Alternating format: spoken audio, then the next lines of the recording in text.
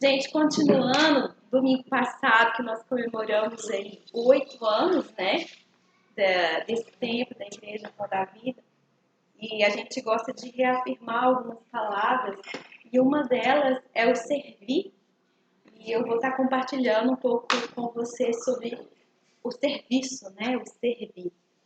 E eu estava meditando, porque eu já preguei sobre isso, e eu queria trazer algo novo para vocês, não sobre o que eu já tinha compartilhado, e me veio algumas palavras. Primeiro, que o serviço se inicia a partir de um coração servo, obviamente, e que reconhece que tem um Senhor.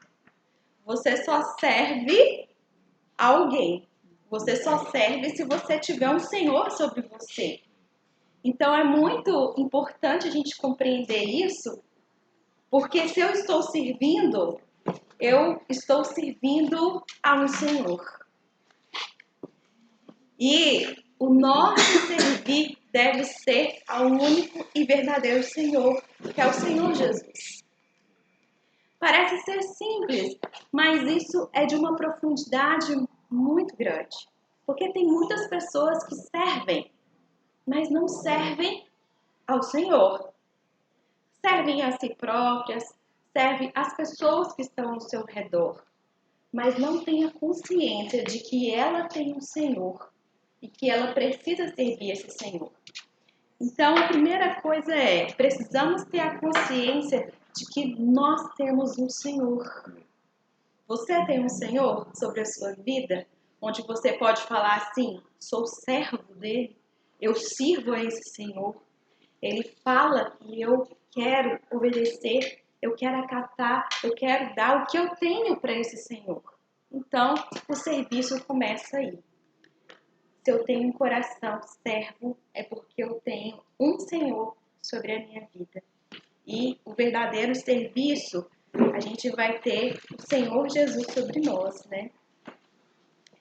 Agora, falando aqui da Pão da Vida, o nosso objetivo como igreja é servir como corpo de Cristo, que se movimenta em um determinado lugar. Nós somos parte do corpo de Cristo que se movimenta aqui nessa cidade, aqui em Belo Horizonte, no bairro Floresta, na região, e onde cada um aí está localizado. No seu trabalho, na região onde você mora, no seu bairro, nós somos um corpo que se movimenta. E o serviço, ele tem tudo a ver com essa movimentação. Porque se você não tem um Senhor que você serve, logo você está parado, você não está se movimentando. Ou você está se movimentando de uma maneira errada.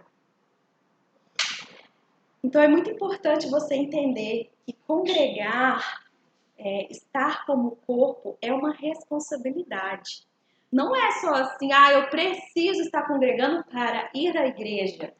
Nós somos a igreja, nós somos responsáveis em movimentar o corpo de Cristo, porque Ele é o cabeça. Nós somos colaboradores dele, nós somos cooperadores dele, nós estamos em serviço dele o tempo inteiro. Então, quando a gente congrega, quando a gente está em uma igreja local, é muito mais do que você ser abençoado, receber uma palavra, receber uma oração e sair assim, ai que bom. É assim, eu estou a serviço de um Senhor e eu me movimento para Ele.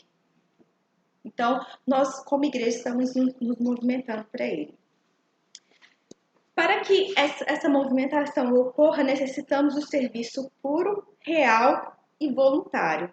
Um serviço que reconhece que o faz para o seu Senhor e não para o pastor, né?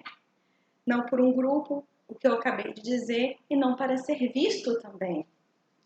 Então, nós somos um grupo pequeno, mas temos muito trabalho a ser feito. De manhã mesmo, vocês podem ver a movimentação do pessoal. Um faz café, outro começa a colocar xícaras ali, outros começam a ligar o som, outro começa a varrer o pátio, lavar, colocar as cadeiras. Tem pessoas lá com as crianças agora. Ou seja, são muitas demandas, é muito trabalho para que tudo ocorra assim, bem, para que seja agradável a todos. E quem é que faz isso? Quem se voluntaria.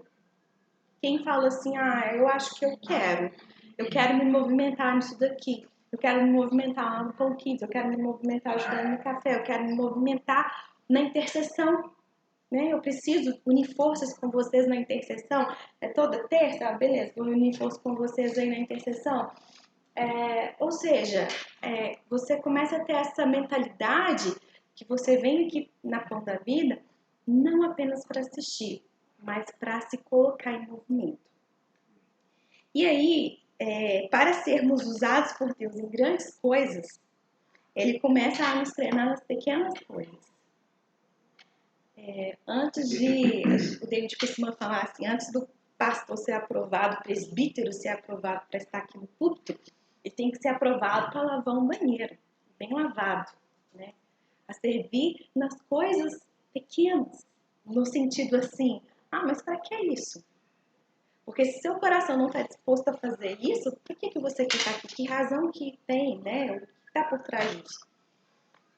Talvez o seu coração é desejoso a ser usado por Deus, você quer ser usado por Deus para grandes coisas, mas ele começa com coisas pequenas. E eu me lembrei de um texto lá de 1 Samuel 17, 31 a 37. Davi, quando ele dispõe a pelejar contra o gigante.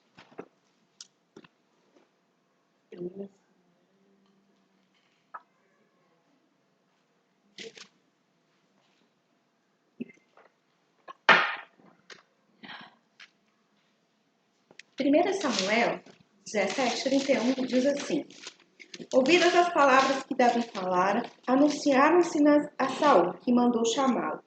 Davi disse a Saul: não desfaleça o coração de ninguém por causa dele. Teu servo irá e pelejará contra o filisteu. Porém Saul disse a Davi: contra o filisteu não poderás ir para pelejar com ele, pois tu és ainda moço e ele guerreiro desde a sua mocidade. Respondeu Davi a Saul: teu servo apacentava as ovelhas de seu pai, quando veio um leão ou um urso e tomou um cordeiro do rebanho. Eu saí após ele e o feri, e livrei o cordeiro da sua boca. Levantando-se ele contra mim, agarrei-o pela barba e o feri e o matei. O teu servo matou tanto o leão como o urso. Este incircunciso filisteu será como um deles, porquanto afrontou os exércitos do Deus vivo. Disse mais Davi: o Senhor me livrou das garras do leão e do urso. Ele me livrará das mãos deste filisteu. Então disse Saul a Davi: vai-te, e o Senhor será contigo. Essa passagem falou muito no meu coração, porque todo mundo fala: nossa, Davi corajoso, né? Foi lá, viu o gigante, falou: eu vou para cima dele.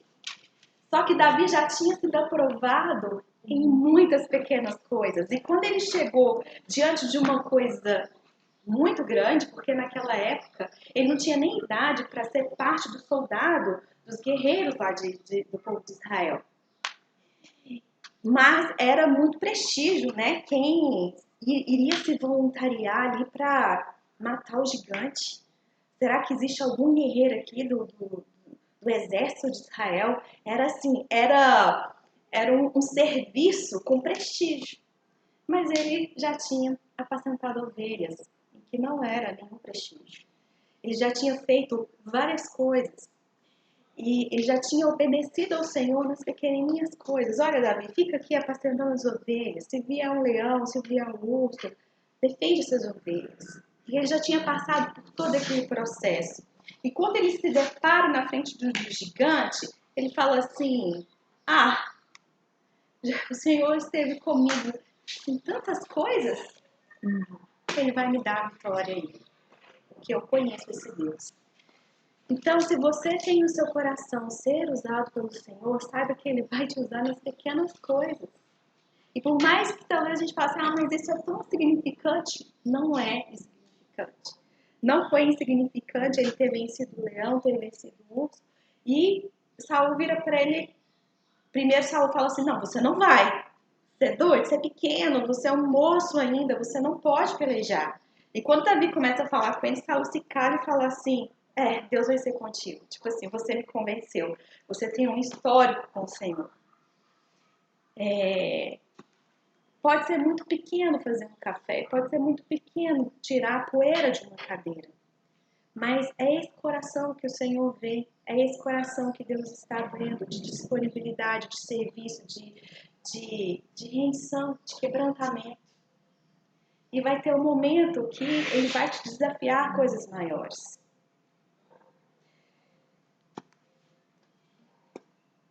Jesus lavou os pés, dos discípulos. Ele mostrou, olha, eu sou o mestre, estou aqui me reclinando para lavar os pés dos discípulos.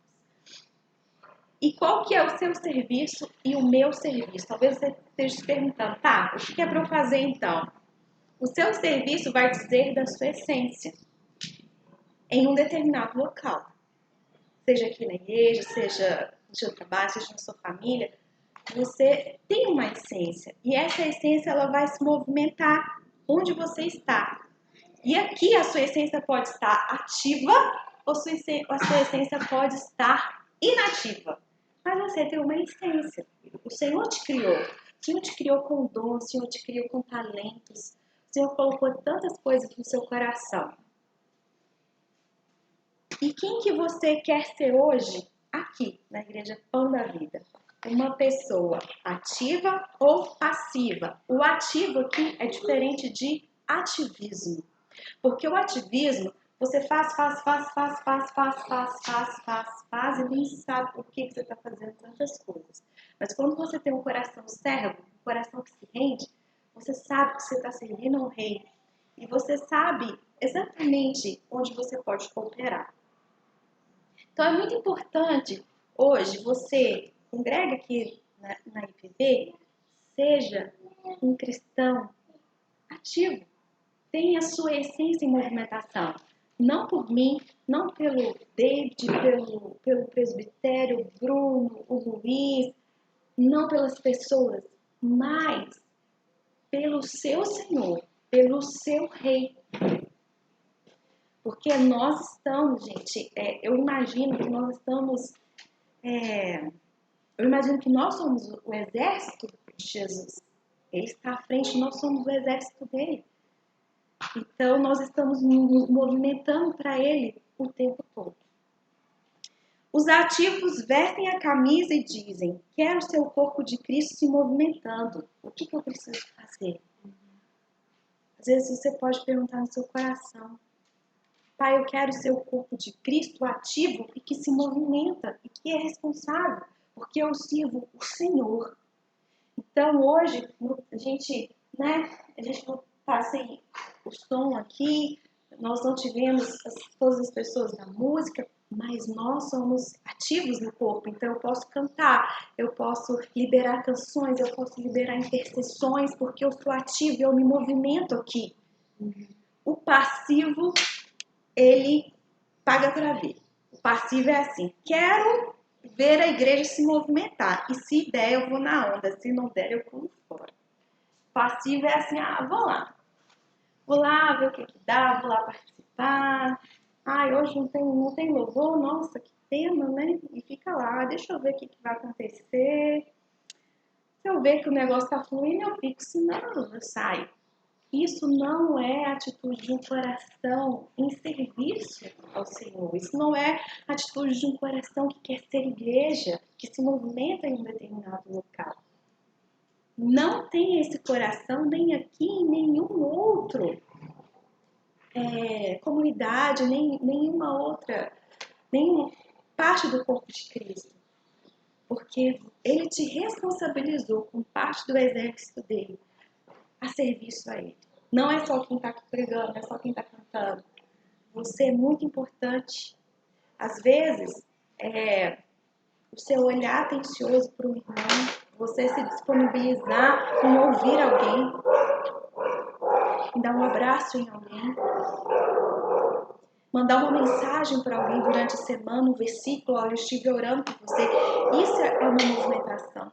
Às vezes você tem algo no seu coração, não pense que é só o pastor ou só a gente que tem que propor coisas. Às vezes você tem algo no seu coração assim, nossa, tá chegando o Dia das Crianças, queria tanto fazer uma intervenção em tal local, mas a igreja não falou nada, ninguém falou nada, vou esperar que alguém faça algo. Não, você se movimenta, então proponha, fale, vamos juntos, vamos nos movimentar. O que vem no seu coração é muito importante, porque nós somos corpo que se movimenta de forma conjunta. Não apenas o pastor que está aqui na frente, ou quem está aqui na frente deve dar as ordens. Olha, vamos, a gente já fez, né? Teve uma vez que a gente fez um festival de caldo, sobrou muito caldo, o pessoal saiu distribuindo caldo à noite. Quem é que lembra disso? Saiu distribuindo caldo à noite para as pessoas em situação de rua. Se algo veio no seu coração, fala, compartilhe. Você pode ser pioneiro em algo aqui dentro. Para a reunião de intercessão começar, alguém falou assim, a gente precisa estar em intercessão, vamos ter um dia na semana onde a gente possa se reunir e interceder. Coisas iniciam a partir de você também, que é corpo, aqui com a gente. Lá em Romanos, não precisa abrir não, eu vou ler Romanos 11:36. Porque dele e por meio dele, para ele são todas as coisas. A ele, pois, a glória eternamente. Amém.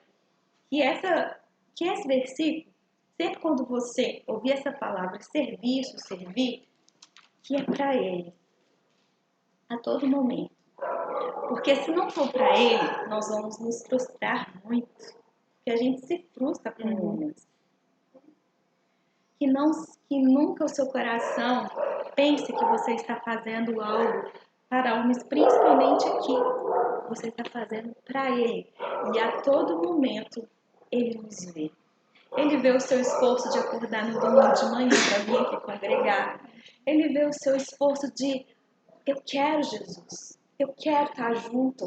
Eu quero estar crescendo. Eu quero estar ali com os meus irmãos. E não só eu, mas ver o meu irmão crescendo, se desenvolvendo também. Eu quero estar vestindo a camisa, não da IPV, mas do seu corpo que se movimenta. Você precisa se movimentar em algum lugar. Se você está aqui, que você vista a camisa para estar se movimentando. Não da IPV, mas do corpo de Cristo. Então é muito importante. Se o seu coração ficou assim, agora eu não sei o que eu vou fazer. Ore a Ele. Fala assim, Pai, eu sei que o Senhor tem uma essência dentro de mim. Eu sei que o Senhor já colocou tantas coisas no meu coração e eu quero movimentar tudo isso como o corpo do Senhor na pão da vida e onde eu estiver. Me ative, Senhor. Me ative nos meus dons, me ative nos meus talentos. Seja ativo. Eu sempre oro, Pai, ativação de dons, sentidos espirituais aguçados. Ele fala assim, ore por aquela pessoa, ligue para o fulano. Tem alguém precisando de uma palavra agora. Ele gera algo no seu coração e você compartilha. Aí queima no coração do outro, que queima no coração do outro e algo nasce. Então, essa palavra que eu queria compartilhar com vocês e gostaria de orar rapidamente para que o Senhor continue nos ativando, nos motivando e que ative o seu coração também.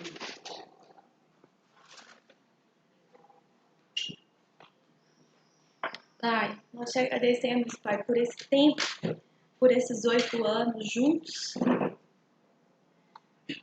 Quero pedir ao Senhor por cada pessoa que nós somos servos do Senhor. Nós temos um Senhor. O nosso Senhor se chama Jesus Cristo. Nós não servimos a homens, nós não servimos para ser vistos. Nós servimos a Ti porque nós somos parte do Seu exército. Por isso eu oro que o Senhor possa ativar pessoas aqui nos seus dons, nos seus talentos. Possa movimentar dentro dessas pessoas, Pai, para servir ao Senhor. Se tem pessoas que não estão conseguindo se movimentar nos seus dons, naquilo pelo qual o Senhor chamou, eu oro que o Teu Espírito comece a a mexer dentro dessa pessoa, comece a trazer luz, comece a sair para fora tudo aquilo que precisa, Pai. Comece a se movimentar, tudo aquilo que necessita de movimento. Pai, eu oro para que nós, Igreja Pão da Vida, venhamos ser um corpo, parte do corpo de Cristo que se movimenta, mas que não seja passivo, que seja ativo para o Senhor. Queremos que a nossa essência esteja em movimento a todo momento para o Senhor, porque nós trabalhamos para o Senhor, nós sonhamos com a tua vinda, Jesus, e nós queremos sim ser um exército de trabalho para o Senhor, Jesus, seja nas pequenas coisas, porque eu sei que existem processos e nós queremos respeitar esses processos, nós queremos ser aprovados nesses processos. Fale com cada um aqui, Espírito Santo. O Senhor sabe, o Senhor conhece a vida de cada um, o coração de cada um. Ministra nesse momento o coração de cada um aqui, Senhor. E nos leve a essa posição correta, Pai. Ativos para o Senhor. Não no ativismo, como Marta, que não conseguia ver, que não conseguia ouvir, mas queremos ser ativos com os nossos sentidos espirituais aguçados. Sim, queremos ver e queremos te ouvir, Pai, no nome de Jesus. Que venha esse tempo sobre nós, igreja. Em nome de Jesus. Amém. Amém. Amém, irmãos.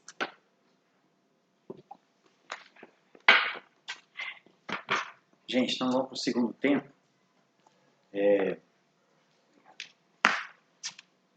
A gente tem falado, como a Rebeca disse, né? Nesse mês de aniversário, a gente tem falado de um pouco da nossa essência como comunidade, para que a gente se conheça mais, né? Quem já está há muito tempo, aprofunde nesses fundamentos, e para quem está chegando agora, nos conhecer um pouquinho mais, né? E o David falou na semana passada sobre o sentimentalismo, comunhão ou sentimentalismo, né? Essa é uma palavra muito importante para a gente, que fundamenta o nosso funcionamento, o nosso relacionamento como pessoas, né? Que não deve ser baseado em sentimentos. Existem sentimentos e a gente não os nega. A questão é, o fundamento não é um sentimento, porque ele é muito volátil, ele é muito instável. O que nos fundamenta é a nossa comunhão em Cristo. E isso transcende os sentimentos. Então eu mantenho comunhão com alguns irmãos, e alguns irmãos mantêm comunhão comigo, às vezes mesmo estando com raiva de mim, mesmo não gostando de algo que eu falei. Mas por quê? O que nos une é Cristo. E os meus erros não podem impedir os irmãos de terem comunhão comigo, né? Isso pode até me exortar, né? E deve me exortar. E vice-versa. Então essa é a nossa essência com relação a isso. A Rebeca falou agora sobre o serviço. E outro fundamento da nossa comunidade que acreditamos é a centralidade da palavra. E o nosso surgimento, antes da gente começar como uma igreja organizada, em 12 de outubro de 2014, nós surgimos de uma reunião de doutrina. Lá em 2009, na casa da Juliana, aqui perto, na Pitangui, o David, a Juliana e alguns irmãos. Tem alguém aqui dessa época? Você estava lá, Pri? Pri. Ó.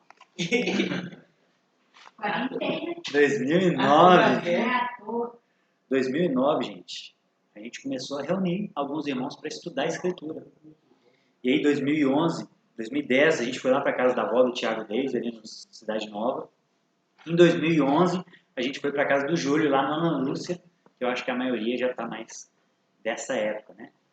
E em 2014, a gente começou lá no Ana Lúcia também a nossa reunião congregacional. Então, nós surgimos de uma reunião de doutrina, de estudo bíblico. Então, a centralidade da Escritura é um assunto central, sendo redundante, né? É um assunto central para nós, porque nós surgimos exatamente dessa sede de estudar as Escrituras. E a gente precisa entender, né? Nós estamos falando de centralidade da palavra, a gente precisa entender, então, o que é a palavra, o que é isso que a gente está falando, né? Lá em João 1:1, João começa a falar que no princípio era o verbo. Algumas traduções trazem palavra. No princípio era a palavra. E o termo ali é logos, que significa verbo, que significa ordem racional do universo. Então, João atribui essa palavra logos a Jesus, como se ele fosse a ordem racional. E ele vai dizer, Paulo vai dizer que por meio dele tudo foi criado. Alguns textos de Provérbios vai dizer que ele é a sabedoria que estava lá no princípio de todas as coisas. Então Jesus é essa palavra, é esse logos que ordena toda a realidade. O mundo estava em caos no início da criação e Jesus vem colocando ordem em cada coisa, agrupando a matéria e formando planetas, colocando eles em órbitas perfeitas, com uma distância certa entre o Sol para que a vida floresça. Então Jesus é esse logos, é essa palavra que norteia, que dá ordem a todas as coisas. E a palavra, gente, não é algo, a Bíblia não é algo impessoal. Diferente de outras religiões que vivem baseadas em regras, nós vivemos centralizados em uma pessoa. A palavra é uma pessoa. Jesus é a palavra. Então a nossa vida ela é centrada não em regras, não numa religião, não em doutrinas abstratas. Mas a nossa vida tem que ser centrada na palavra e a palavra é uma pessoa. Isso muda tudo. Muda todas as coisas. Porque viver centrado em uma pessoa tem a ver com viver em relacionamento. Isso muda tudo. Viver em relacionamento significa instabilidade, significa contingência. Jesus, ele é um leão indomável. Então, à medida que nós vamos nos aproximando dele, nos relacionando com ele, ele vai nos confrontando. E isso que diferencia o cristianismo de várias religiões. Por quê? Em outras religiões é tudo muito fácil, já tem as regras pré-estabelecidas, você não é confrontado. A sua vontade não é confrontada. Os seus desejos não são confrontados. Mas Jesus, ele é especialista em confronto. Ele é especialista em gostar de coisas que a gente não gosta. Né? Jesus, ele gosta de muitas coisas que a gente não gosta. E a gente gosta de muitas coisas que Jesus não gosta também. Então é difícil ser cristão exatamente por isso. Porque é muito dinâmico, é muito instável, é contingente. E esse Jesus, ele se revelou a 12 homens de forma mais profunda durante 3 anos.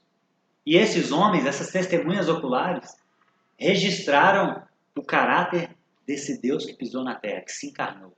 Esse Logos, que é a ordem racional do cosmos, ele se encarna numa pessoa, na pessoa de Jesus, e esse Jesus se relaciona com 12 pessoas, e essas 12 pessoas são transformadas a tal ponto de registrar o caráter e a vontade desse Deus, que se diminuiu. Isso é a palavra. Esse é o resumo da palavra. É o caráter de Deus escrito. Então a Bíblia é o caráter de Deus escrito. Por isso que nós nos guiamos, ou devemos nos guiar sempre, em todas as circunstâncias, em todos os assuntos, pela Escritura. Porque por mais que ela não seja exaustiva, por mais que ela não fale tudo sobre todos os assuntos, ela contém princípios centrais sobre todos os assuntos, aplicáveis a todos os assuntos. Ela contém os princípios de tudo, o fundamento de tudo. Se algo contradiz a Escritura, esse algo deve ser descartado. Se algo que a gente vai discutir em alguma era da história não está explicitamente registrado na Escritura, a gente tem que ir para um segundo nível, procurar princípios que nos norteiam para falar sobre esse assunto. Assim deve ser a nossa vida. Então, a Bíblia se a gente pegar a Bíblia e espremê-la, o que vai sair é o caráter e a vontade de Deus. Por isso, ele não é um livro de regra. A Escritura não é um livro de regra. É um livro que contém o caráter de um Deus vivo, de um Deus que se revela hoje, inclusive. Se revelou de forma muito forte, no momento de louvor, para mim, pelo menos. Né? E parece que semana passada foi didático, né? Semana passada a gente tinha uma caixa de som, mas acabou a luz. Não tínhamos a mesa, tínhamos uma caixinha de som, mas acabou a luz. Então tivemos que ser no gogó. Hoje, mais uma vez, a mesa não ficou pronta e teve que ser no gogó. Está sendo no gogó. Então Deus é bem didático, ele é dinâmico. por ele ser uma pessoa, exatamente por ser uma pessoa. Se nós vivêssemos uma religião, tudo era programado, tudo já estava programado, tudo já estava no script. Mas Jesus é muito dinâmico. Amanhã Jesus pode nos falar para a gente sair desse espaço. Fechar essa tenda, armar ela em outro lugar. E aí? Estamos aqui, Senhor. Eis-nos aqui, né? Como nós cantamos. Por quê? Porque Deus é dinâmico. Deus é uma pessoa. Nós não vivemos uma religião, gente. Nós vivemos por uma pessoa. Isso muda tudo. Então, viver centralizado na palavra é viver centrado em Deus, que é um ser pessoal. E isso, gente, a gente tem que viver centrado nas palavras basicamente por dois motivos. Primeiro, porque Deus disse que tem que ser assim. E segundo, para a gente ter critério de verdade. Então, eu vou me aprofundar um pouquinho em cada um desses pontos. Lá em Atos 2,42, abre comigo rapidamente. Esse é um dos textos que está, inclusive, no nosso pacto de membresia. Esse é um dos fundamentos da nossa comunidade. Atos 2,42. Porque ele fala do início da igreja. E nós queremos ser o mais próximo da verdade possível. Se esse é um livro que, pelo menos o Novo Testamento, foi escrito há 1900 anos, foi terminado há 1900 anos, muita coisa aconteceu até aqui. Então nós temos uma carga de história, de doutrinas, muitas vezes humanas, que a gente precisa tentar eliminar para a gente chegar o mais próximo da verdade possível. E a igreja que estava surgindo aqui era a igreja dos apóstolos, foram testemunhas oculares da verdade. Então, e olha o que diz, Atos 2,42. Eles, né, os cristãos, os primeiros cristãos, né, o versículo 41 vai dizer daqueles que se batizaram. Então está falando da igreja que surgiu. Eles se dedicavam a 4 coisas: o ensino dos apóstolos, a comunhão, o partir do pão e as orações. Então esses são os 4 pontos centrais de uma comunidade. Uma comunidade sem ensino dos apóstolos, sem doutrina, falta alguma coisa. É uma comunidade manca, né? Um banco desequilibrado. Uma comunidade sem comunhão, sem as pessoas terem comunhão entre si, ir na casa umas das outras, saírem juntas, viajarem juntas, comerem juntas, também é incompleto. Uma comunidade sem partir do pão, comer junto. Por isso que a gente tenta manter essa tradição, quase milenar já, de tomarmos café do café da manhã juntos. Às vezes eu não chamo. E orações, gente. Por isso que a gente insiste e tenta manter essa tradição de termos uma reunião de oração, inclusive. Não só orarmos em casa, mas nos reunirmos propositalmente para orarmos juntos. E é algo mágico que acontece. Um traz uma contribuição, o outro fala da sua dificuldade, o outro fala de o que está entendendo do momento político, o outro fala de alguma notícia que ele veio, e aí no final o nosso caderninho está todo anotado com vários pedidos de oração e a gente começa a orar por aquilo. E aí uns vão orando pelos outros, e aí pessoas vão chorando, e pessoas vão sendo edificadas e fortalecidas, e saem dali muito melhor do que entraram. Então esse é o fundamento de uma comunidade sadia. E lá em Atos 17, vocês lembram dos bereanos. Eles foram chamados de nobres. Por quê? Porque enquanto o apóstolo Paulo estava falando, o apóstolo Paulo, não era Bruno, Maurício e Luiz, era o apóstolo Paulo. Enquanto o apóstolo Paulo estava falando, eles conferiam o que o apóstolo estava falando, para ver se o que ele estava falando batia com a Escritura. Então, a Escritura, ela está acima do pregador, mesmo sendo o apóstolo Paulo. Se o apóstolo Paulo dissesse alguma bobagem, eles poderiam apontar. O mocinho, a senhorinha, o mocinho que converteu ontem, poderia falar assim: olha, Paulo, mas isso aqui não está na Escritura. Eu fico com a Escritura. Paulo, um fariseu, um doutor da lei, um apóstolo, poderia ser confrontado por uma senhorinha que converteu ontem, no dia anterior. Por quê? Porque a Escritura, ela tem primazia sobre o que eu falo, sobre o que qualquer um fala. É claro, gente, que a Escritura precisa ser interpretada, óbvio. A gente não é iludido também de achar que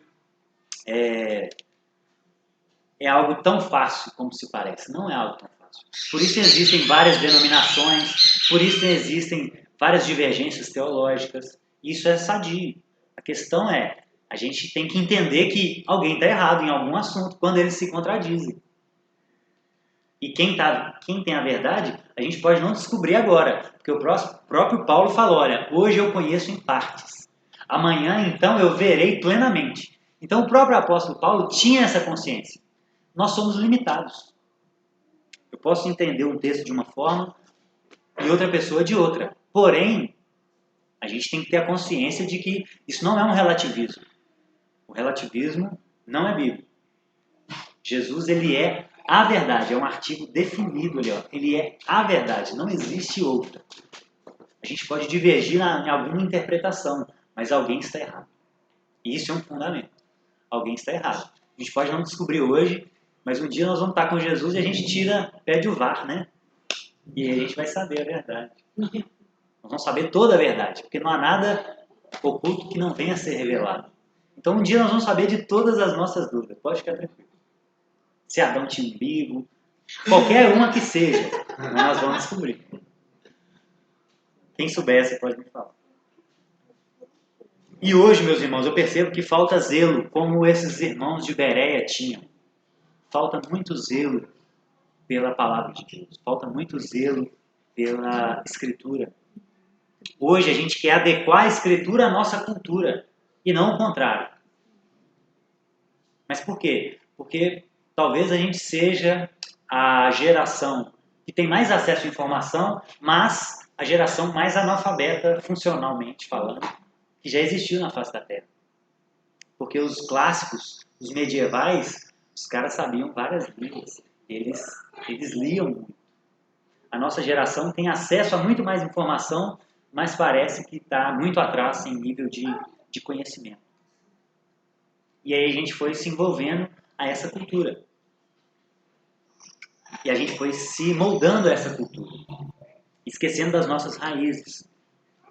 Então, quando eu olho para a igreja hoje, foi inclusive por isso que eu fiz aquele texto do avivamento, muito tem se falado em avivamento no Brasil, mas parece, tomara que eu esteja errado, mas parece que é algo de um movimento inverso, parece que tem se forçado um avivamento, e não algo orgânico e natural que acontece.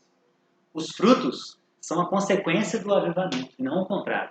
A gente não tem que... Nossa, vamos viver um avivamento então, gente? Vamos a partir de agora fazer um avivamento? Vamos! Nossa, amanhã vamos começar o avivamento. Não é assim que funciona. O avivamento, ele começava com reuniões iguais às nossas, pequenas, com pessoas simples, mas que estavam com o coração, de fato, ansiosos. Não por um avivamento. Os avivamentos não começavam com essa ideia de grandeza. Os avivamentos começaram com uma ideia de pequenez. Eu preciso de Jesus. Eu preciso de Jesus. Só isso basta. Eu preciso de Jesus. Aí junta com outro que tem o mesmo pensamento. Eu preciso de Jesus. E junta com outro. E aí essas pessoas foram se ajuntando e aí começaram a surgir avivamentos. E quando eu olho para a nossa cultura hoje, eu não vejo sinais de avivamento. Eu não vejo uma igreja que entendeu a ideia bíblica de contentamento. Eu não vejo. Se você jogar no YouTube, o que você mais vai ver é a teologia da prosperidade. Se você olhar na nossa realidade de hoje, tem crescido cada vez mais os desigrejados. Ou seja, os cristãos cada vez mais têm tido menos comunhão uns com os outros. E a pandemia potencializou isso, né? E essa é uma das razões pela qual o Luiz vai falar do nosso culto na semana que vem. No primeiro turno, por ser algo bem tumultuado, a gente liberou, mas no próximo domingo vai ser algo mais tranquilo, então a gente vai ter reunião, mesmo que online, mas a gente vai ter a reunião. Por quê? Porque a pandemia potencializou essa inclinação humana de querer se afastar. E aí muitos não voltaram. Como o David falou na semana passada, várias das igrejas ao redor do mundo perderam 50% a 60% dos seus membros após a pandemia. Não voltaram à comunhão. Não voltaram. Então a gente tem visto essas contradições. Uma igreja que tem abraçado a doutrina, a teologia da prosperidade, uma igreja que tem deixado de ser igreja, uma igreja que tem abandonado a sua modéstia. Homens e mulheres abandonando o princípio bíblico de modéstia e se expondo cada vez mais. Então eu não vejo frutos, eu não vejo sinais de um avivamento ainda. Por quê? Esses frutos são a ponta. Quando pessoas que querem Jesus começarem a se juntar e a se dispor, a ter essa disposição, porque a palavra lá o interesse dos bereanos significa no original zelo, entusiasmo e disposição de mente. Então os bereanos, eles estavam ali conferindo o que Paulo estava falando, porque eles tinham esse zelo, e eles tinham esse entusiasmo, e eles tinham essa disposição de mente de ser transformado pelo Evangelho. Isso muda tudo. Isso é o início de um avivamento. É assim que se começa um avivamento, e não o contrário. Depois que isso acontecer, que algumas pessoas se reunirem com essa disposição de mente, aí sim, como eu coloquei lá no relato do final do livro, né? As cadeias vão começar a esvaziar, a pobreza vai começar a cair a níveis muito mais baixos que a gente tem hoje, com a riqueza que a gente tem, né? Nós produzimos comida para 1 bilhão de pessoas. E tem gente passando fome no Brasil. Não tem como explicar isso. Então a gente precisa desse zelo. E aí, abre comigo, 1 Timóteo capítulo 5. 1 Timóteo capítulo 5. Para que isso ocorra, gente, para que a gente tenha essa disposição de mente dos bereanos, para que a gente ame a palavra de Deus, a Escritura. 2 Timóteo, desculpa, gente. 2 Timóteo 3, só passar um pouquinho.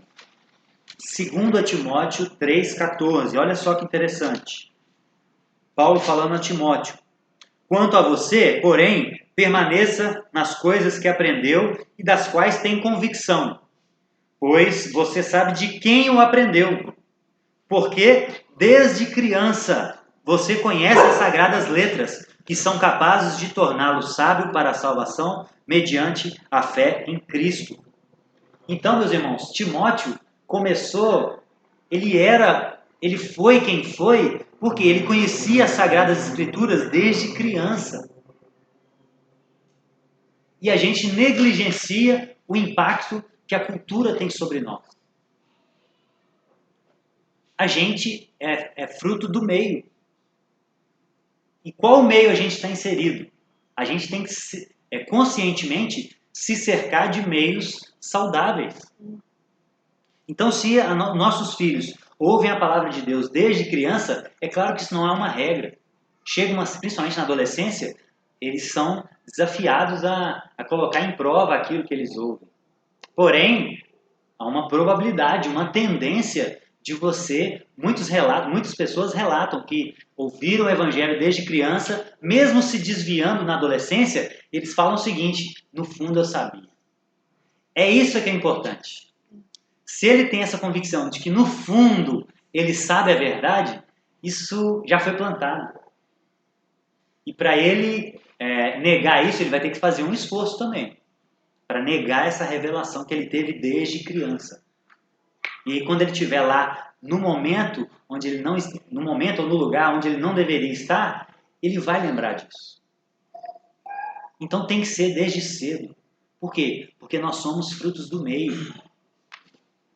E nós devemos e podemos conscientemente escolher os meios pelos quais a gente vai sendo influenciado. As músicas que a gente ouve, os programas de televisão que a gente ouve, os podcasts que a gente ouve, tudo isso vai formando e vai sendo inculcado na nossa mente.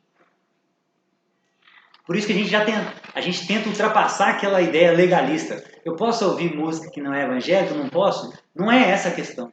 A questão é, primeiro, que você tem que saber diferenciar o princípio de uma música. Até música gospel. Tem muita música gospel que é menos cristã do que muita música não gospel. A questão é o que você vai alimentar mais o seu coração. Você vai ouvir uma música que não é gospel, mas ela é bela, ela engrandece a sua alma. Uma música clássica, por exemplo, ela engrandece a nossa alma. Ela nos aponta para o transcendente, para o eterno. Ela nos deslumbra. Isso é de Deus. Então a questão é essa. O que nós temos, qual cultura tem formado o nosso caráter, qual cultura tem formado a nossa mentalidade, aquilo que a gente acredita do mais profundo do nosso coração. Então tem que ser um início precoce. Os meninos no Antigo Testamento, no judaísmo, eles começavam a ser instruídos formalmente no Antigo Testamento quando chegavam aos 5 anos de idade. 5 anos. O quanto antes inculcar Jesus na vida dos nossos filhos, na nossa vida, na vida daqueles que nos cercam. Por quê? Porque tudo isso é cultural, a gente vai sendo formado pela cultura. Segundo a Pedro, um pouquinho mais para frente, olha o que diz o apóstolo Pedro. Segundo a Pedro 3.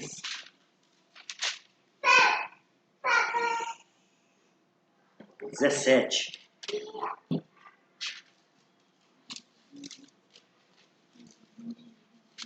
Segundo a Pedro 3,17. Olha que interessante. Portanto, amados, sabendo disso, guardem-se para que não sejam levados pelo erro dos que não têm princípios morais, nem percam a sua firmeza e caiam. Cresçam, porém, na graça e no conhecimento do nosso Senhor e Salvador Jesus Cristo. Então, meus irmãos, crescimento não é só na graça, mas também no conhecimento. Então a gente vê extremos também, né, como sempre. A gente vê uma tradição mais pentecostal que rejeita o conhecimento. Não, isso é teologia, nós vivemos pelo Espírito. E por outro lado, a gente vê igrejas ultra-tradicionalistas que rejeitam todos os dons do Espírito. Não, o negócio é a palavra, é o intelecto. Gente, nós temos que crescer na graça e no conhecimento. Uma coisa não exclui a outra. Mas o que chama atenção no nosso contexto aqui é crescer no conhecimento. Nós precisamos cada vez mais saber mais da Bíblia. Por quê? Porque aí a gente vai saber mais sobre Jesus. E quem já falei sobre isso, né? Na nossa leitura anual, que a gente tem todo o início do ano, a gente manda lá no grupo. Para que a gente leia toda a Bíblia o ano inteiro, a gente gasta 25 minutos por dia. Isso, pelos meus cálculos matemáticos, ele corrija, corresponde a 0,01% do nosso dia, que tem 1.440 minutos. Então, se a gente dedicar 0,01% do nosso tempo para ler a Escritura, no final do ano a gente leu toda a Escritura. 0,01. É 1%. 0,01 é 1%. 0,01% ou 0,01? 0,01 que deu meu campo. Então é 1%. 1%. 1%, gente. Se a gente dedicar 1% do nosso dia, a gente lê a Bíblia toda, o ano todo.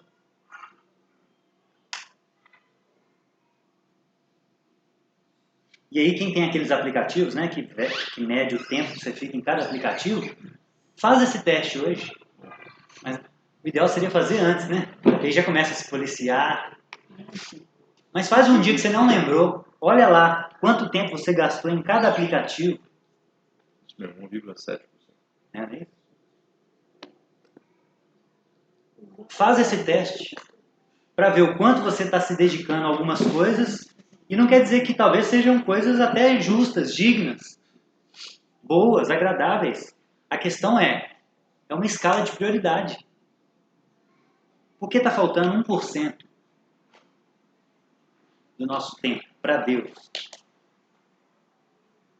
E aí eu tenho visto pessoas, eu já conversei com pessoas, às vezes, com 10, 15, 20 anos de conversão, e aí às vezes a gente está discutindo um assunto, e aí eu pergunto assim, você já leu a Bíblia quantas vezes? Toda. E aí muitas dessas pessoas nunca leram a Bíblia toda.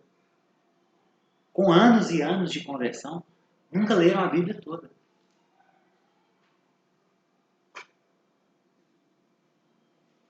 Por que isso, gente? Se toda a nossa vida depende de Cristo, e tudo de Cristo, tudo não, mas tudo que Ele quis se revelar dele está aqui registrado por testemunhas oculares, como assim? Não faz sentido. 1% do nosso dia. Então a gente precisa melhorar nisso. E como o David disse semana passada, a gente tem entendido que é um ano de aumentar a régua, né? Então, que a gente se sinta desafiado a isso. Nesse próximo ano, poxa, se eu nunca li a Bíblia toda, eu vou fazer esse desafio. E, gente, a primeira vez que eu fiz isso, 2013, porque no início da minha conversão eu vim de um contexto católico romano, então eu fiquei muito preso no Novo Testamento. Eu li ele várias vezes, comecei a anotar os versículos que falavam sobre idolatria, e eu fiquei deslumbrado com isso por anos. E aí depois eu falei, lá nessa Sabará ainda, a gente falou, olha, vamos fazer um plano anual, pra gente começar a tentar ler a Bíblia todo ano. Imagina, daqui 30 anos, a gente lê a Bíblia 30 vezes. Imagina o quanto nós não vamos ter crescido no conhecimento de Jesus. E aí, desde então, a gente tem feito, né? Esse ano é o nono ano direto, que a gente tem lido a Bíblia todo ano. E quando eu fiz isso a primeira vez, abriu minha mente, eu senti que foi assim, abriu um leque de possibilidades, abriu coisas que alguém falava, eu falei assim, não, agora eu já passei a Bíblia toda, eu não vi isso. E é claro que a gente tem que ler várias vezes para a gente ir gravando cada vez mais, né? Aquilo vai introjetando dentro de nós, vai criando raízes. E a cada ano eu me sinto renovado quando eu acabo de ler a Bíblia. É sensacional. Pretendo nunca mais parar. Então a gente precisa ler mais a Bíblia, gente. A gente precisa conhecer mais Jesus. A gente precisa crescer no conhecimento do nosso Senhor Jesus. E uma porcentagem grande disso, não vou arriscar falar em termos exatos, mas grande parcela disso é com acesso à Escritura, é lendo o que ele falou, o que ele pensou, como ele agiu. Grande parte é isso. E a segunda razão que a gente tem que estar focado na Escritura, centralizado na Escritura, é para a gente ter um critério de verdade. Ontem eu fui lá no encontro de líderes com alguns políticos, né? Lula, Simone Tebet, Marina Silva. E como era um encontro religioso, com líderes religiosos, tocaram em muitos assuntos voltados à fé. Armas, cuidado com o pobre. E aí, isso exemplifica isso que eu estou falando. É muito nítido, cada um tem uma visão diferente sobre o assunto, mesmo dentro da cristandade. Um defende que pode ter arma, outro que não. Um defende que os pobres são prioridades, outro que não. A questão é, quem está certo? Qual é o critério que a gente vai ter para afirmar um dos pontos? É a Escritura, a gente não é o que a gente acha. Não é o que é mais confortável emocionalmente para a gente. Não é o que a maioria pensa. Não é. Porque se a gente for olhar, o que a maioria da cristandade pensa sobre dinheiro, por exemplo, está totalmente distorcida. Na minha visão. Eu também posso estar errado. Qual que é o critério? A Escritura. Ela é o nosso critério de verdade. Então, gente, quem gosta de estudar religião, eu sou muito curioso com isso. Eu já passei pelo Espiritismo, pela Umbanda, nasci num lar católico, que geralmente tem muito sincretismo, e depois me envolvi mais com a tradição protestante. Então, eu já tive envolvimento com Umbanda. E eu já tive revelações no centro de Umbanda. Coisas que a pessoa que estava recebendo o Espírito, o Orixá naquele dia, falou algo comigo que só eu sabia, que só eu tinha condição de saber aquilo. E não foi algo ruim, não. Foi me alertando para uma mulher que estava dando em cima de mim que ia dar problema. E ele citou uma característica da mulher que só eu sabia. Que era única, assim, um negócio. Não é qualquer pessoa que tem uma mancha. Então, se a gente não tiver um critério de verdade, como a gente lida com essas coisas? Quem nunca viu uma cirurgia do Dr. Fritz no YouTube? Gente, o cara faz cirurgia sem anestesia, ele abre as pessoas e as pessoas saem de lá e muitos relatam que saem curadas. E depois de muito tempo se sentem bem. Cirurgias espirituais. Então existem sinais miraculosos e sinais sobrenaturais, não só dentro da tradição cristã, evangélica, protestante. Existe isso no mundo inteiro, em todas as tradições religiosas, em quase todas. A questão é, tá, nós vamos ir para o relativismo? Deus está em tudo? Todo mundo está certo? E negar a lógica? Não, alguém tem que estar errado. Quando eles falam algo que se contradizem, alguém tem que estar errado. E aí eu lembro de, lá em Êxodo 7 e 8, né, que Moisés está ali naquele diálogo com o faraó, pedindo ele, várias vezes ele pede ele para liberar o povo de Israel. E vocês lembram o que acontece naquelas horas, gente? Deus fala com Moisés assim, se ele duvidar, joga o seu cajado, que o seu cajado vai se transformar numa cobra. E aí, quando Moisés faz isso, o que os magos do Egito fazem? A mesma coisa. Várias vezes, inúmeras vezes. Algo que Moisés fazia, os magos fizeram também.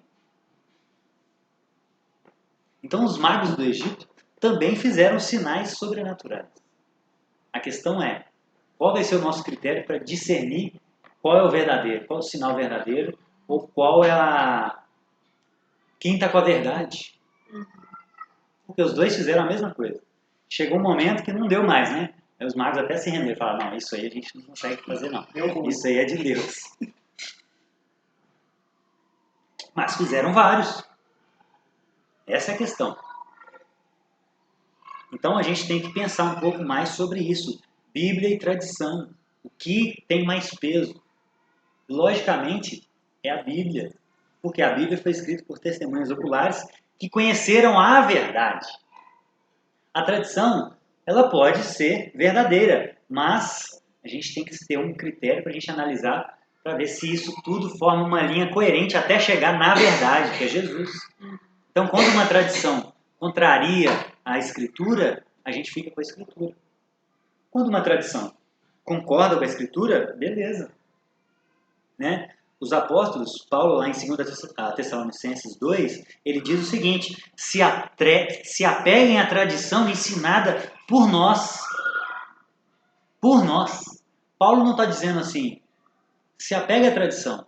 Ele está falando o seguinte, não, existe uma tradição que remonta à verdade. E nós somos a continuidade dessa linha que vem da verdade e chega até vocês. Eles são o elo entre a igreja primitiva e a verdade. E aí a ideia é a gente tentar ir fazendo um caminho mais seguro possível até retornar a essa verdade. E por que, gente, concluindo, a gente tem essa dificuldade em viver centrado nas Escrituras? Por que é tão difícil viver centrado na Escritura? Viver centrado no caráter de Jesus, no que Ele pede, no que Ele orienta, deixar de fazer o que Ele não gosta e fazer o que Ele gosta. Por que é tão difícil? Por causa do nível de exigência. Essa é a questão. Nosso coração ele é enganoso. Nosso coração foi afetado pela queda. E é tão difícil viver isso por causa do nível de exigência. Então, quando a gente se converte, primeira mensagem agradável que a gente tem que ouvir. Negue-se a si mesmo. Isso é agradável, gente? Seja bem honesto com você mesmo. Negar suas vontades é algo agradável de se fazer? É algo fácil de se fazer? Então isso é só para começar, né? Na conversão, negue-se a si mesmo, tome a sua cruz e siga. E aí, se a gente se converte antes de casar, a gente tem que esperar o cônjuge em santidade. Isso é fácil, gente? Na nossa cultura sexualizada, como a nossa, é fácil? Mas essa é a regra. Esse é o ensinamento. E aí, quando a gente está formando o ensino médio, a gente tem que começar a pensar no que a gente vai exercer de profissão. E aí, o que Jesus diz? Mateus 6, não trabalhe pela comida que perece, mas pela que fica eternamente. É fácil, gente, escolher uma profissão baseada naquilo que Deus nos criou, e não a profissão que está mais em alta, ou a que dá mais dinheiro. É fácil, gente. Não é fácil. E aí, quando a gente casa, o marido ele é desafiado a amar a esposa como Cristo ama a igreja. É fácil, homens, amar a esposa como Cristo ama a igreja? Claro, É. é claro. Mulheres, é fácil se submeter ao seu marido como você se submete a Cristo? É fácil? Porque, às vezes, a mulher não faz algo para merecer ser amada igual Cristo amou a igreja. E, às vezes, também o marido não faz algo que mereça ser submetido. A questão é, Cristo amou a igreja, mesmo ela não merecendo. E quem somos nós para nos submeter a Cristo achando que ele não merece ser submetido? Não é fácil, para nenhum dos lados. E aí no dia a dia a gente tem que cuidar da alimentação e fazer exercício, né? Porque nosso corpo não é templo do Espírito Santo. É fácil, gente? Ir pra academia? É fácil? Não, tá na marombeira. É fácil cuidar da alimentação, gente? É fácil deixar de tomar refrigerante, comer chocolate todo dia? É fácil, gente? Não é fácil. É fácil criar filhos parecidos com Jesus, gente? Ensinando eles no caminho que se deve andar? É fácil? É muito mais fácil deixar no YouTube e deixar ele escolher o que ele quer ver. Muito mais fácil. Mas ensinar ele o que é bom para ele, o que não é fácil. É fácil cuidar dos órfãos e das viúvas? Do necessitado? É fácil, gente? É muito mais fácil botar a culpa no governo, não é? Não, isso é coisa do governo. Eu pago imposto para isso. Não é isso? É muito mais fácil. É fácil congregar, gente, regularmente? É fácil estar aqui todo domingo? Tendo chuva, sol, tendo 10 ou 20 pessoas? É fácil, gente? É fácil ofertar na comunidade, ofertar na vida das pessoas, separar uma porcentagem da sua renda e destinar ao próximo? É fácil, gente? Não é fácil. E é por isso que a gente tem dificuldade em viver centrado no caráter de Jesus, na Escritura. Por quê? Porque não é fácil. Mas ele nunca falou que foi fácil. Ele nunca falou que seria fácil. Mas ele fez. Quando ele estava com fome, ele foi tentado pelo Satanás e ele resistiu. Ele não agiu pela necessidade que ele tinha naquela hora. E a gente precisa lembrar que a lei de Deus, ela não nos foi dada para acabar com a nossa alegria na terra. A lei de Deus, Deus estabeleceu leis e regras morais e formas de como fazer as coisas, de como lidar com a nossa renda, de como lidar com o seu corpo, de o que fazer com a sua sexualidade. Deus nos deu essas regras não para destruir o nosso prazer de viver. Deus não é um estraga-prazer. É porque Ele quer proteger a nossa vida. Porque nós somos seres influenciados pelo pecado. E se a gente der vazão a tudo que a gente quer, a gente estaria perdido. Então Deus é igual uma criancinha. Se uma criancinha está indo em direção a um buraco e você segura a camisa dela, ela vai achar ruim com você. Óbvio. Você está bloqueando ela de fazer o que ela quer. E ela só consegue enxergar isso. Ela não consegue enxergar que aquilo é prejudicial, é morte para ela.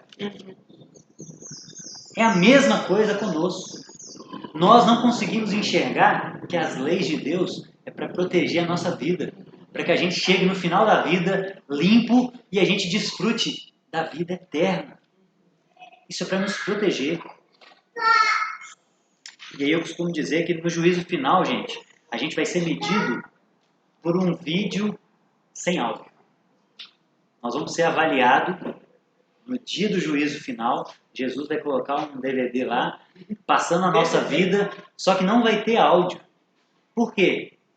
Porque tanto faz o que a gente fala. O mais importante é o que a gente faz. Ele não falou? Nem todo que me diz Senhor, Senhor entrará ao reino de Deus, mas aquele que faz a vontade do meu Pai que está no céu. Então, não importa você falar com ele, Jesus, ali eu estava pregando naquela hora. Coloca o áudio que você vai ver. Aí Jesus vai falar assim, mas olha o que você fez depois. O que estava saindo da sua boca ali provavelmente não estava no coração. Vocês me honram com os lábios, mas o coração está longe de mim. Então, meus irmãos, eu queria convidar vocês a orarmos para que a gente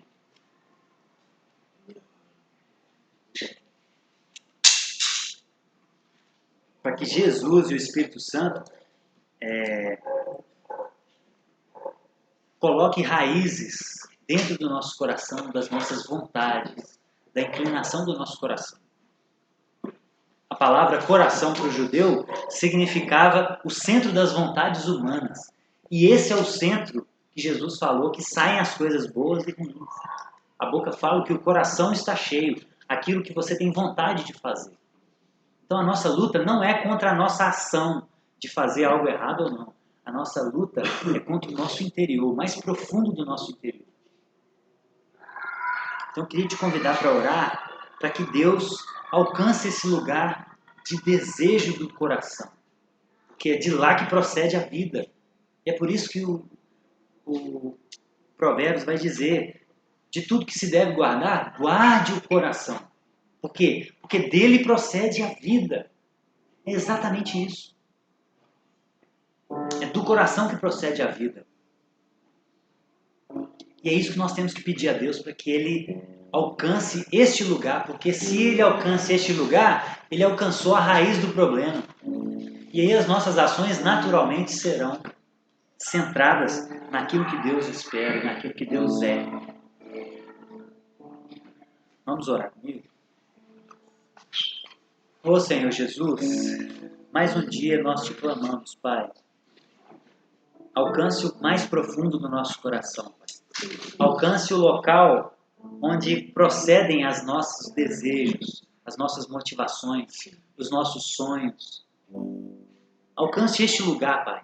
Purifique a fonte da água. E não a água que está empoçada, mas purifique a fonte. Porque aí fluirão águas saudáveis, águas limpas, claras. Por favor, Espírito Santo, habita no nosso coração, Pai. Para que a gente consiga viver uma vida centrados na Sua palavra, Pai. Naquilo que o Senhor é, que foi revelado pela Escritura. Então ajude a minha vida, ajude os meus irmãos, Pai, a se santificarem de dentro para fora. A mudarem as suas inclinações, os seus pensamentos, a sua forma de enxergar o mundo. E assim, naturalmente, as ações acompanharão a fonte. Então limpe a nossa fonte, Paizinho, de uma vez por todas. Nos livre, Pai, de pensamentos maus. Nos livre de fazer planos e de ansiar coisas fúteis que não pertencem a coisas eternas, Pai. Abale o nosso coração, Pai. Abale essa fonte de vida para que remova tudo que é abalável, Pai. Para que permaneça apenas aquilo que é inabalável. E aí, quando o Senhor encontrar com a gente, Paizinho, o Senhor vai nos pedir contas de todas as nossas atitudes. E aí sim nós poderemos te entregar ouro e pedras preciosas, Pai. E não obras que se queimaram porque eram fúteis, eram passageiras, eram menos importantes. Ajuda-nos, Espírito Santo, por favor. Nos faça uma comunidade do livro novamente, como os nossos irmãos ao longo da história já foram. Não nos deixe ter vergonha de andar com a sua palavra nas nossas mãos, Pai. Como vamos ter vergonha daquilo que nos traz vida eterna? Não podemos, Pai. Então nos ajuda a amar a sua palavra, porque ela contém a sua essência, Pai. Ela contém aquilo que é mais valioso na nossa vida, que é o Senhor. Agradecemos mais uma vez, Pai, por esses 8 anos da nossa comunidade, por esses 8 anos de uma tentativa de aprofundar na Escritura e descobrir o que o Senhor pensa, como o Senhor enxerga o mundo e os assuntos que nos afligem na nossa realidade, Pai. Obrigado, Jesus. Nos dê força para aumentar a nossa régua, para sermos mais profundos na leitura da Escritura, Pai. No serviço, na comunhão cristã, no serviço da música, todos esses elementos que compõem a nossa essência como comunidade, Pai. Nos ajude a aumentar a nossa régua e melhorar cada vez mais, Pai, para que a gente chegue à sua estatura, a estatura do varão perfeito, aprovado para ser chamado pelo Senhor. Por favor, Espírito Santo. Obrigado, mais uma vez, obrigado, porque até aqui o Senhor nos ajudou. Em nome de Jesus. Amém. Amém, irmãos?